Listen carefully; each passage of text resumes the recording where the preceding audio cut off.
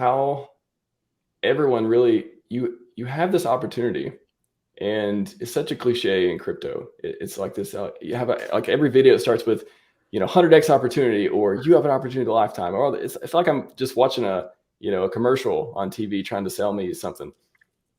And it's been watered down. It really has. But the word opportunity still means the same thing. It still means the chance. You have a chance to do something, and you have a choice whether to participate or not. And I think I could be the same. I could be saying the same thing, have the same stream in a completely different community, any community in crypto. And whether it's true or not would really depend on the environment, would depend on the products, would depend on these other things. So there's plenty of influencers out there who are going to be saying the same thing that we're saying. Oh, you just got to stay. If you stick with it, historically speaking, it all works out. They're going to be giving financial advice and not even know it. All the stuff we don't do here. And it's almost like the message can't be believed anymore. It's like it's not even, it won't even, it's like this self-manifesting, like it can't become true anymore, because you don't know what to trust. And if there was only one ecosystem, maybe it'll be different, but there's thousands. So yeah, I guess the Maxim, if you want to speak on that too, like why, how do you have, what are some of the things that you've done that have like gave you more confidence about your decisions? Like how do you feel like your judgment has grown since you've been in crypto? I get, maybe that's a way to put it. Well, like I really like that you're talking about gambling and how that's not a good thing. And that to me is a foundation of that I kind of start with. I don't want to be gambling. I don't want to be basically hoping for things outside of my control to work into my favor, in my favor, and not taking responsibility and focusing on my part in the equation. I want to, for example, be working on my explanations for what opportunity looks like, so that when I see it, I know it's there, or like I have a chance to see it, rather than, oh, this person, I don't understand their explanation for why this token is going to do well, says that it will. So because they said it, I'm not going to think about it. I'm just going to copy them. And so I'm trying to put myself in a position to have a good explanation and take responsibility for my actions to the utmost of my ability, basically. And so throughout the process of crypto specifically, I'm watching what I'm doing. Is it working? Is it not? And asking why. Can I repeat the good things and avoid the bad things? And watching others, like Graphics was saying, like is there something I can learn from the mistakes potentially and the successes of others, that so I don't repeat those things. But at the same time, I feel that this is a little bit different direction, but I feel that crypto is as much a technology as almost anything, in the sense that it's a new thing. It is developing itself.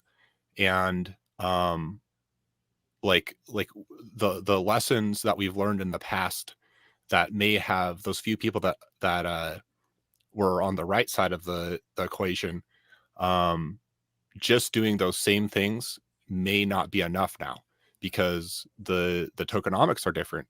They're different tokens. They're trying a new way of doing things. And that's one of the reasons I love crypto, is because it is still relatively free, and there's a lot of trial and error going on, but we get to sit here and use our best judgment to decide, is this new way of doing things better or worse, and create our, I try to weight really heavily, emphasizing explanations, like leading theories for what works and what doesn't. And that it's kind of the same, in a sense, non-answer that I gave the last time I talked, but it's the way I'm trying to approach the situation. And really, I do not want to gamble. How can, instead of putting the effort and on something out of my control, how can I take back control? And like, I know I control myself. I really don't control anything else. So how can I use what I can control to get what I want? And explanations, that's something that I can come up with. I can pay attention, I can learn, and that can give me an edge. And that's one reason, for example, to potentially focus on a few things, because how can you have good explanations for a bunch of things, and how can you see opportunity and have an edge when your focus is spread out so broad? It's very, very hard to do, even if the game that you're playing may not be as productive as a whole as another game out there. If you're able to understand this game well, you could actually outperform someone in this other game that's not paying attention. And it kind of good explanations are a huge emphasis for me. And I understand that explanations are changing. Like, we're learning over time. The playing field is changing, and hopefully explanations are improving with it. And I don't know, that's where my mind goes with that question. Yeah, I think too, it's interesting with the whole investment versus gambling side of the conversation. It's like, okay, well, maybe on the term of explanations, like, why don't we even try to define that? Like, or for everyone else, like, define that and figure out what that means to you. What, and is it, Yes. are they categories, or is it a spectrum? Because Right. and for me, I kind of visualize, and this isn't something I regularly think about, but since you brought it up, I'm thinking of this, and it's like, it's gambling versus investment seems like a spectrum. And there's a risk tolerance that goes either way. And the closer you get to investment, I don't know if you can ever hit what we would call investment in terms of zero risk, because then there's probably zero reward, right? Right. But there's always going to be some element of that on there. But I think defining, and I would love to hear from both you guys, like, where is the threshold before something starting to become an investment and leaves the realm of gambling, and then what also is gambling completely? I feel like one example of gambling would be when from the onset the odds are against you and you still play it. Mm-hmm. When I go into a casino, I can be relatively sure, like basically 100% sure, that the odds are in the casino. Like, it's rarely 51% to my side. Even it's not even that. And so still choosing for the unlikely chance that I come out ahead. Like, I don't want to try to play those games and just hope that when I know from the onset the odds are not in my favor. So I will try to use my explanations to determine the odds. And I know that I don't know. There's always a spectrum of probability, but I'm going to try to play games where the probability is to my favor. And theoretically, if I have like even a base amount of judgment, over time, the probabilities will end up in my favor. Any one of those times, even if it's a 90% chance, it's still a 10% chance that it won't work out in my favor. But if I play enough of those, good risk to reward games, then I should end up over time being ahead. And at least I can approach it that way. And it just trying to break one hopefully simple aspect of that down. If you don't want to gamble, don't play games that you know from the onset are not in your favor. Yeah. I love that you talked about you getting better over time at it. And that's what a lot of new people come in and they don't know. They don't know what a good project looks like. They don't know how not to gamble. They don't know how to, people tell them things and they go in one direction. Maybe it depends on who they come in the community following first, and they kind of ride that for a while. Because I know the people I came in following first, other than Richard, I never listened to any of them ever again after the first few months to a year or so. Richard was the only one that I kept going with because, hey, for obvious reasons. So I think the graphics to your question too, I think that there's definitely speculative plays. I think that's the way I see it. There's gambling. There's a difference between speculative plays and gambling. So the investment side would be, it wouldn't be zero risk to me, just the way I look at investments versus speculative versus gambling. Mm-hmm.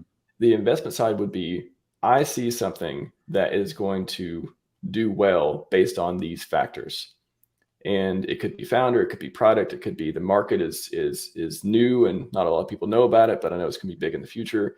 It could be, you could factor in market cap, you could factor in community, you could factor in how it's going to communicate and maybe provide volume or provide features or, pump other products. All those things kind of go into this okay, if I put my money into this, will I get more back at a certain point? Will I be able to compound it? Like another thing is yield. Like I think that's a big component looking for these days is where can I did videos on this before too. Is like, I'm looking for places I can put my money that make more money. So if there's a new product that I see it happening and it ticks all the boxes that I talked about a second ago, and it's also opportunity cost. If the opportunity cost isn't too high, so there could be plenty of good investments, but if I don't have any more dry powder, what am I taking away from? I'm taking away from another investment. Now I got to weigh which one I think is going to do better. You go into all those things, and now you get into the realm of guessing. You get into the realm of, this new thing sounds pretty cool. This old thing I know it does pretty well, but I really want to get a piece of this. And that's where you can get kind of tripped up too. And that's where you come back to your foundational values, your mission, your ability to say no is critical. I think like I said, I've people have added me to threads. They've emailed me. They did all these. I'm sure you guys get the same thing, but hey, talk about my project. Check this out, DMs, all this stuff. And I'm like, I pretty full on stuff right now. Like I really, thank you for letting me know, but I really am just focused on a few things, and I'm ruthless. I'm ruthless with it. I'm polite, but ruthless with my time, my energy, and my ability to understand things, because I have only a finite brain power, finite time, finite energy. And I want to put it in the places. I want to put it in the money printers. I want to put it in the things that I have thought of and made in my mind out to be, until proven otherwise, good investments. So that's the investment side. And then it gets into the speculative side. Maybe that's a spectrum, like investing, speculative, and then gambling. And speculative side would be, I'm not sure where the value is going to be. I see something. I'm not sure where it is exactly. And also, maybe people around me, maybe people I trust are saying stuff like that influences, I started out saying like social media, listening to other people, influence stuff can get you wrecked, all that kind of thing. When I see other people talking about something, especially people I trust, if I see graphics talking about something that I never thought about before, or a new coin or whatever it is, I'm like, oh, okay. He's pretty smart. He's did a lot of videos. He's talked about things before. I don't think he's a dummy. Let me, and then I see Maxim talking about the same one. Oh, well, okay, actually, maybe I should, read the white paper or something. So that stuff influences me too. But I think a lot of it falls into or most of it, I guess at this point, and you can say, oh, my bags are full of PulseChain, my bags are full of Hex, I don't have a lot of dry powder. But if I did, I still think a lot of that would fall into speculative until it moves. I think they can move too. I think they can move from one to another based on when you have more information. But at the time, you have to define them as what they are. And maybe you come up with rules. Maybe you say, I'm going to degen 10% of my bag. I'm sure, a lot of people, I'm sure that number is way higher for a lot of people. But you could say that. There's nothing wrong with making speculative plays. But you can definitely, we talked about over-sacrificing for PulseChain. A lot of people were mad because, 2 years, all that stuff. Seems like a long time ago, doesn't it? Everything's fine now, except prices not went to the moon yet. That happened, everyone. Congrats, PulseChain launch. Remember that. I think you can over allocate or misallocate. That's definitely a thing as well. And sometimes you have to make fast decisions. Like it's just reality. Sometimes there is a clock ticking. Sometimes there is a place where, hey, I have this dry powder. I want to put it, if nothing else happens, maybe this is the way to think about it too.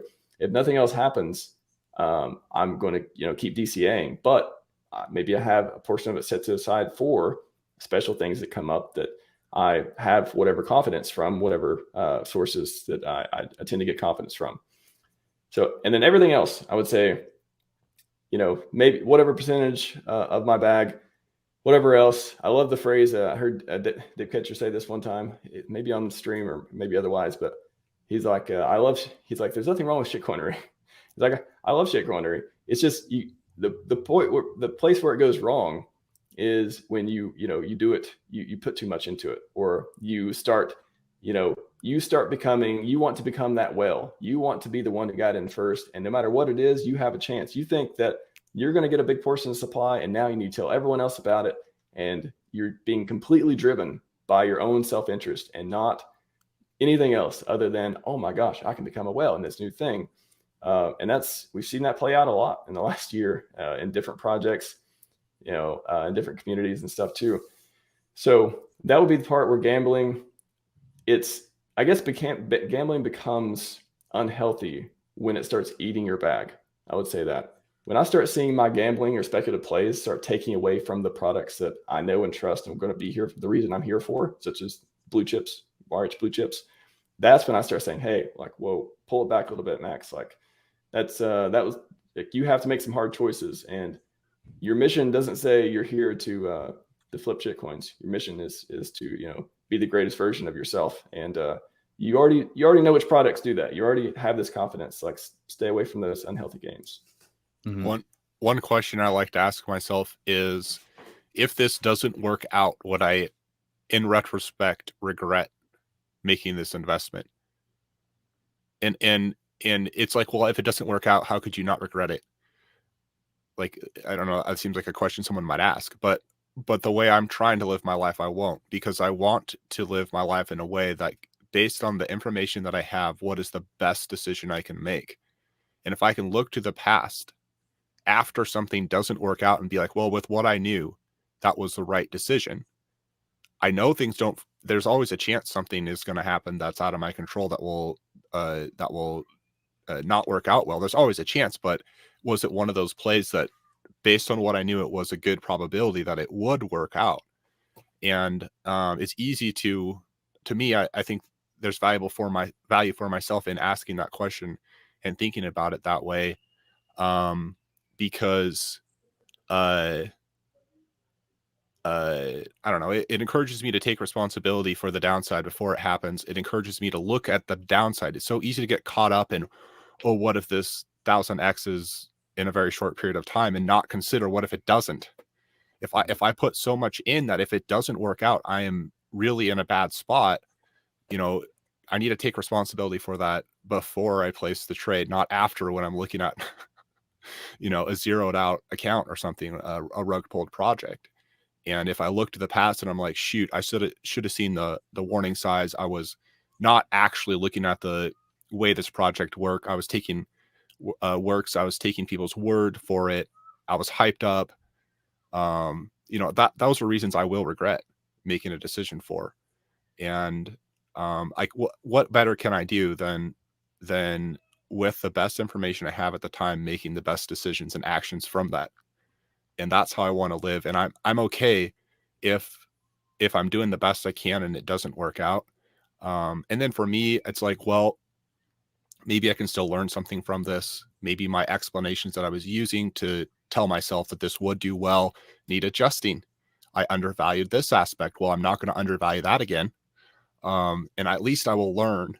And then you also make me think with deploying a whole stack or something like that. If you're taking all of your resources and putting them in one thing, that's actually really easy to do. And that's why I think it's worth talking about.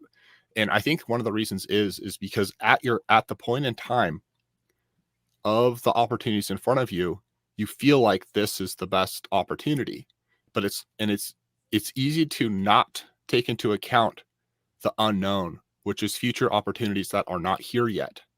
And as soon as you put your whole bag in, you've given up on the opportunity when that cool new thing comes out to act on it, and you don't know now what that is. And that's one of those things that over time, playing this crypto game, I try to be really careful deploying a lot of my bag in one thing. And because I've seen so many times for myself, shoot, this cool new opportunity is out and I don't have enough powder to really meaningfully deploy in this. And I've learned to be more patient and know that good opportunities do come. It's easy to feel that all the opportunities are here right now, and it's almost never the case. And I have certain rules for myself, even if I see an opportunity, I don't tend to buy into it all at once. Even if I decide that it's a 10th of my bag or 100th of my deployable powder or whatever it is, the most I'll ever do, if I'm convinced this is an amazing opportunity, I will still only go half in, and I will, and it's just a rule for myself, and I rarely regret it. I rarely regret not just going all in. And it's so easy the first time you see that new opportunity to go all in with whatever portion you decide of your bag to go to put into it, to just do it right then, which is like, how likely is it that the first time you heard about it is really the best time, even if the project itself is good? Is it just that the cool project and the timing just happened to align the instant that you saw it? It is not a high probability that that will be the case. And yeah, you got me thinking. Definitely. No, I just want to say on that, like, even if it's a good product, doesn't mean it's going to go to the moon when it launches or shortly afterwards or in 6 months or whatever your time horizon, 6 months, 2 years, 5 years, 15 years. It doesn't mean that you know when it's going to, when you're going to be able to extract value, liquidity, or maybe you don't. Maybe just keep earning yield on it. Maybe just keep the principal in, keep selling the yield. A lot of people do that with Hex and stuff too. So even if you find the right project, it doesn't mean it's going to meet your time horizon.